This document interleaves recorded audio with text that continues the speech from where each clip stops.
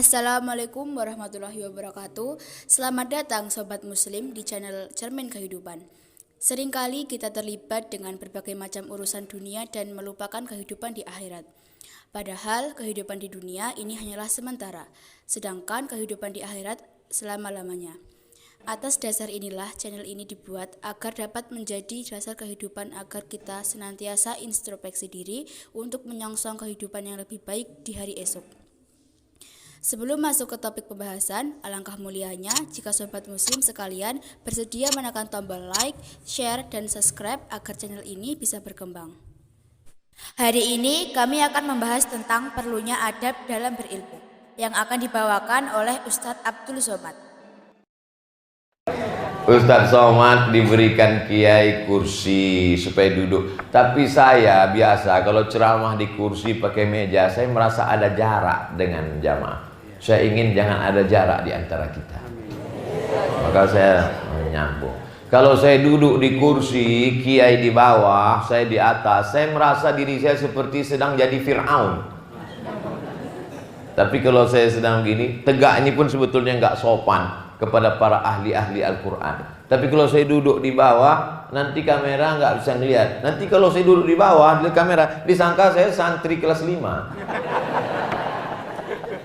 Nah, oleh sebab itu mohon maaf. Jadi jangan nanti katakan Ustadz Somad ini nggak beradab. Masa kiai duduk dia berdiri. Ini dalam rangka menyampaikan. Tapi kalau kita duduk bersama, ada yang lebih tinggi dari ilmu anakku. Ada yang lebih tinggi dari akalmu anakku. Apa itu? Al-adab fauqal ilmi. Adab, adab, adab. Kalau cerita ilmu, iblis lebih tinggi ilmunya. Iblis keluar dari sorga itu bukan karena sakau. Pernah nggak baca hadis? Iblis keluar dari sorga karena nyabu. Ada? Ada. Iblis keluar dari sorga bukan karena digoda setan. Mana berani setan goda iblis? Set. Yuk kita goda iblis. Jangan, itu bos kita guys. Iblis keluar dari sorga karena tidak beradab, karena nggak patuh sama Allah. Wa idh qulna lil malaikati isjudu li Adam fasajadu, semuanya bersujud illa iblis. Malaka anta takabbara fiha ukhruj innaka minas saghirin. Kau kecil iblis, kau tak ada apa-apanya. Wa in qulna lil malaikati, kami perintahkan kepada semua malaikat untuk bersujud, semuanya bersujud kecuali iblis. Iblis itu malaikatkah? Tidak. Iblis bukan malaikat. Dalam surat Al-Kahfi dikatakan dia bukan malaikat. Kana minal jinni. Iblis itu jin, bukan malaikat. Yang disuruh sujud malaikat. Kenapa bisa iblis ada di barisan malaikat? Iblis bukan malaikat, tapi dia bisa selevel dengan malaikat karena amalnya yang sangat banyak. Iblis itu awalnya naik beramal 1000 tahun ke langit pertama, beramal 1000 tahun lagi ke langit kedua, beramal 1000 tahun lagi ke langit keempat, beramal 7000 tahun ke langit ketujuh, selevel dengan para malaikat. Jadi kalau ada orang hafalannya banyak, amalnya banyak, sombong, enggak saya yang ngomong. Akhlakmu anakku. Oleh sebab itu jangan karena prestasi yang luar biasa lalu datang ke pesantren petantang petenteng. Saya sampai hari ini tetap datang ke sekolah SD saya, mencium tangan guru saya yang dulu menjedutkan kepala saya ke papan tulis. Ustadz marah? Enggak. Ustadz dendam? Enggak. Ustadz sakit hati? Enggak. Cuman ingat aja dikit. Karena kita tidak pernah jadi mantan murid dan dia tidak pernah menjadi mantan guru, sampai hari kiamat dia adalah guru kita. Betul? Enaknya jadi guru adalah setiap amal anakku semuanya mengalir kepada guru-guru. Guru yang digugu dan ditiru. Dari mulai cara pakai sorbannya, dari mulai cara berjalannya, dari mulai cara baca Qur'annya, dari bagaimana cara menarik nafasnya, bagaimana membaca lantunan Al-Qur'annya. Oleh sebab itu guru-guru kita ini Masya Allah tabarakallah, kadang ilmu kita ini biasa saja, tapi yang lebih banyak itu adalah barokahnya. Makanya kalau kita di pondok-pondok pesantren itu kadang ngaji baca kitab, baca kitabnya cuma 3 baris yang paling panjang. Untuk almarhum Kiai Fulan Al-Fatihah, untuk almarhum Kiai Syekh Abdul Qadir Al-Jilani Al-Fatihah, untuk Syekh Bahauddin anak sampai ini. Orang yang nggak ngerti, duh ini kapan ngajinya Fatihah-Fatihah mulu. Wattaqullah wa yu'allimukumullah. Kalau kau takut kepada Allah, maka Allah yang mengajarkan engkau ilmu. Wa 'allamnahu min ladunna ilma. Coba baca tafsir Abu Ja'far Ibnu Jarir At-Tabari, 24 jilid, 24 juz tafsir At-Tabari. Itu nggak masuk akal dengan sanad-sanadnya lengkap. Dari Imam Ad-Dhahhak ke Ibnu Abbas, dari Jabir, dari kemudian Imam, dari mana sanad-sanad itu lengkap semua. Padahal waktu itu Imam Abu Ja'far Ibnu Jarir At-Tabari nulis tafsir itu tidak pakai bantuan laptop dan www.google.com. Murni dengan akalnya. Dari mana dia dapat itu? Wahyu? Tidak, karena wahyu sudah berakhir dengan datangnya Nabi Muhammad SAW. Dia dapat dari mana itu? Dari barokah guru-gurunya. Oleh sebab itu jangan pernah melawan guru. Guru itu mudah saja, sami'na wa ata'na. Di Pulau Jawa, di India namanya guru. Guru itu bahasa India. Sedangkan di Pulau Jawa namanya kiai. Karena di Jawa dulu suatu yang mulia-mulia, ada gending, ada tombak, ada keris, itu dipanggil kiai. Karena dia makhluk yang dimuliakan di budaya Jawa dulu.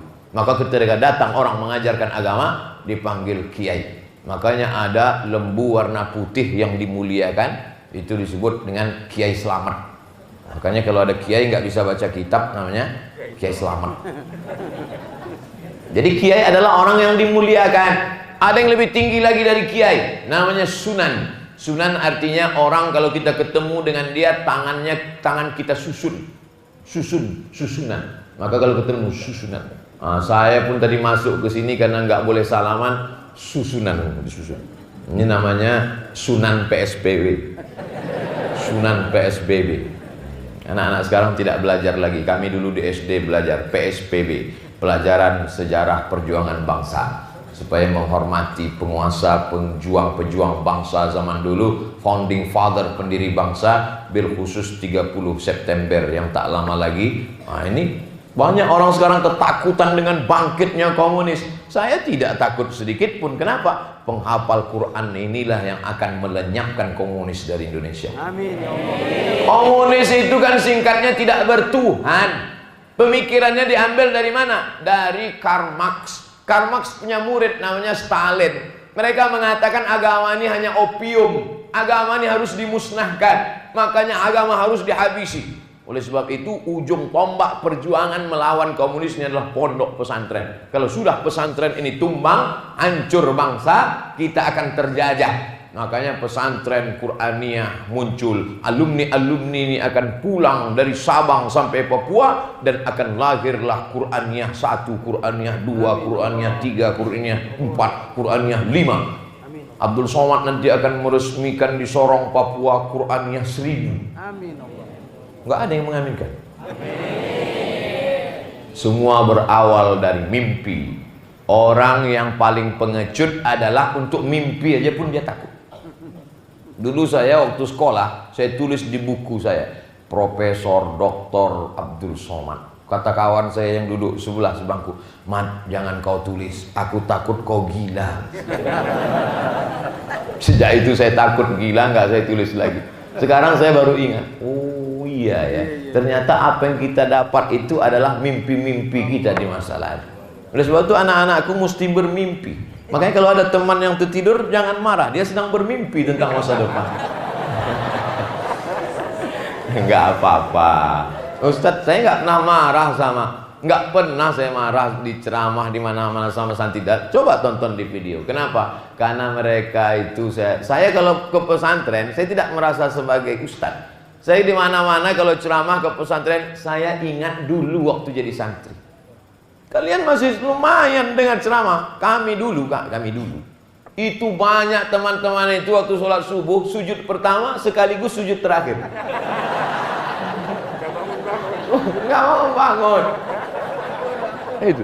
Makanya santri Qur'aniyah luar biasa. Ustadz Somad ceramah, mereka masih mendengar. Kami dulu ada mudabbir. Kelas 5 itu mudabbir kemana-mana bawa sorban. Itu buku. Ini tangan nih nggak terhitung tak berapa kali kena batang sapu. Yang paling kejam itu adalah qismul lughah dengan qismul ta'lim habis sholat maghrib. Saya masih ingat yang mukul saya pakai sapu itu. Saya nggak dendam, cuman kalau dia ngundang ceramah saya nggak mau. Persahabatan dulu tuh luar biasa. Jadi kalian di pesantren ini alhamdulillah nanti baru terasa 20 tahun, 30 tahun akan datang ketemu reunian, lucu-lucuan. Oh, itu luar biasa kenangannya. Yang dikenang yang indah itu adalah sesuatu yang hari ini kita anggap biasa-biasa saja. Oleh sebab itu menulislah anakku. Saya ketika masuk pesantren, saya dikasih buku diari satu, saya tulis. Ada semua catatannya. Hari ini enggak pramuka kena pukul. Ada semua. Hari ini masuk ke lemari enggak ikut senam pagi. Ada. Tapi jangan ikut Ustadz Somad. Ustadz Somad ini termasuk bukan Ustadz yang baik. Termasuk banyak catatan kriminalnya. Oleh sebab itu ikut Ustadz Kiai Sabron yang baik-baik, yang tulus-tulus, yang ikhlas-ikhlas. Ada catatan. Hari Ahad ini orangnya pelit, sombong, lemarinya dibongkar, bumbu pecalnya habis. Saya sebetulnya baik, cuman kawan saya nggak baik. Teman amat sangat besar pengaruhnya terhadap kita. Jadi waktu itu kami dapat tugas, nama istilahnya bulis. Bulis itu dari kata polis. Dapat tugas jaga asrama. Bulis 5 orang boleh nggak sholat ke masjid, jaga asrama. Mana tahu ada maling masuk. Datang kawan, alladzi waswisu fi. Mat, ini lemari si anu yang pelit itu. Oh, nggak boleh kita rusak karena dia jahat, boleh. Habislah rambutannya sama cabai, sama sambal ikan terinya. Tapi udah minta izin, kami udah minta izin. Waktu acara reuni, saya minta izin kepada kawanku yang dulu kami ambil sambal pecalnya. Kalian izinkan kah? Izin. Dah selesai. Daripada kita di akhirat mencari dia untuk membawa sambal pecal. Jangan aniaya orang, jangan zolimi orang. Teman-teman yang kita sepelekan hari ini, dia bukan siapa-siapa, yang dia biasa-biasa saja. Mungkin badannya lemah, lesu, letoy, loyo, lunglai, ingusnya nggak berhenti meleleh. Suatu saat dia adalah kebanggaan kita. Mampirlah saya ke rumah makan mewah, canggih, indah, mantap. Sampai di dalam saya pun makan enak. Tiba-tiba saya ngelihat ada seorang, kita dulu satu sekolah. Iya. Ayo makan, silakan makan. Nanti saya bayar. Makanlah. Selesai makan, pas saya mau bayar, berapa semuanya? Kata kasir, mohon maaf Pak, yang punya itu. Ternyata yang makan sama saya itu yang punya rumah makan. Pegawai-pegawai sudah dibawanya umroh semua, mobilnya mewah. Saya nanya, ente punya tuyul berapa? Bisa kaya begini. Aku nggak kuliah, Mat, kata dia. Dulu waktu kalian tamat pergi kuliah, aku nggak bisa karena aku anak yatim. Tapi aku mulai bisnis ini perlahan. Dia menjadi orang hebat. Jangan sepelekan, teman. Karena kita tak tahu nasib kita bagaimana ke depan. Tu'izzu man tasha' wa tudhillu man tasha'. Biadikal khair. Oleh sebab itu, menjadi anak orang kaya jangan bangga, menjadi anak yatim jangan putus asa, karena ada Allah yang maha kuasa mengangkat dan menaikkan darajat. Baik-baik dengan teman, jangan sombong, jangan angkuh. Laisal fata may yaqulu kana abi. Itu bapak saya punya mobil, itu bapak saya punya rumah. Itu bapakmu, kalau mati dia. Tapi itu tidak ada di pesantren Qur'aniyah. Dari tatapan matanya semuanya baik-baik semua, insyaallah. Amin ya rabbal alamin. Jika sobat ingin memberikan kritik dan saran, sobat muslim bisa komen di kolom komentar ya. Kami akan segera memperbaiki kualitas video kami agar sobat muslim nyaman saat menyimak video kami.